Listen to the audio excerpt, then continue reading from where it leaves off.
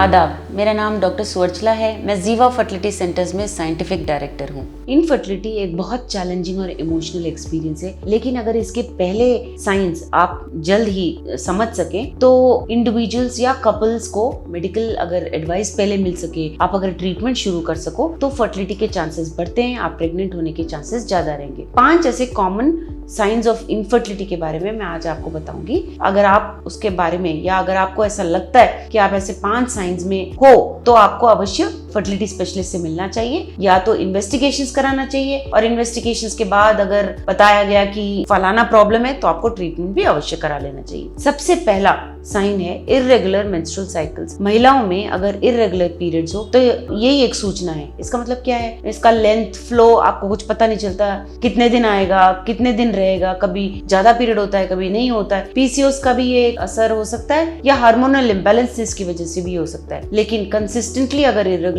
Periods हो तो इसका मतलब ये है कि आपका अंडा ठीक से रिलीज नहीं हो रहा है। अंडा ठीक से रिलीज नहीं होता तो प्रेगनेंसी के चांसेस कम होते। तो पीरियड्स कैसे हो रहे हैं, रेगुलर है या नहीं, कितने दिन में आ रहे हैं, कितने दिन रहते हैं, फ्लो कैसा है, अवश्य इस पे ध्यान दीजिए। नेक्स्ट है पीरियड्स ना होना, एमेन्यूरिया कहा जाता है इसे। सो पीरियड्स बिल्कुल ना होना स्पेशली रिप्रोडक्टिव एज में ठीक नहीं होता है, इसे एमेन्यूरिया कहा जाता है और ये एक इनफर्टिलिटी का साइन है। तो ये बहुत सारे फैक्टर्स से हो सकता है, जैसे स्ट्रेस हो गया, ज्यादा एक्सरसाइज कर रहे हो, लो बॉडी वेट है आपका, या premature ovarian insufficiency, premature ovarian failure जिसे कहते हैं, ये भी एक सूचना हो सकता है। तो एमेन्यूरिया, पीरियड्स ना होना भी एक सूचना है, ध्यान दीजिए। पेनफुल या हेवी पीरियड्स, यानी बहुत पेन होता है आपको पीरियड्स के दौरान, मेंस्ट्रुअल क्रैम्प्स होते हैं या हेवी ब्लीडिंग होता है, तो ऐसा हो सकता है कि एंडोमेट्रियोसिस है, यूट्राइन फाइब्रॉइड्स है, दोनों फर्टिलिटी पे असर दिखाते हैं। तो अगर ये कंडीशंस हो तो आपके जो ट्यूब्स हैं उसमें स्कारिंग हो सकता है, ट्यूब्स में ब्लॉकेज हो सकता है,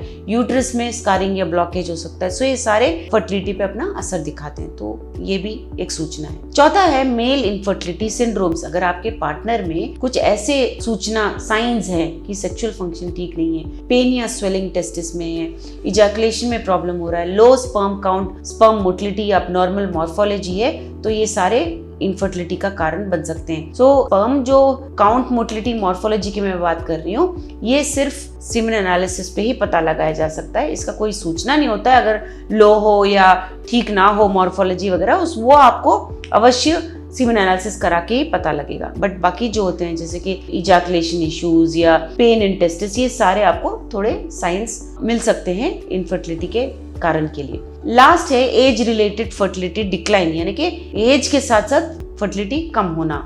औरतों में 35 से ज्यादा और पुरुषों में 40 के बाद एज रिलेटेड, मतलब एज की वजह से आने वाले फर्टिलिटी प्रॉब्लम्स आएंगे। ये एक बहुत बड़ा सिग्निफिकेंट फैक्टर है। औरतों में जितने नंबर ऑफ एग्स लाइफ के लिए निर्धारित होते हैं वो बढ़ते नहीं है पैदा होने के बाद, और क्वालिटी और क्वांटिटी एज के साथ घटता रहता है। पुरुषों में भी ऐसा होता है बट थोड़ा टाइम और मिलता है, स्पर्म क्वालिटी ओवर टाइम कम होता रहता है। सो अगर ऐसे कोई भी साइंस इन 5 साइन में, इन 5 सूचनाओं में आपको कोई लगता है कि आपके बॉडी में कुछ है, इरेगुलर पीरियड्स या पीरियड्स ना होना, तो बहुत जरूरी है कि आप अपने फर्टिलिटी स्पेशलिस्ट, गायनेकोलॉजिस्ट से मिले या यूरोलॉजिस्ट से मिले, थरो इवैल्यूएशन कराएं, अब ठीक से जो भी टेस्टिंग जरूरी है वो कराएं।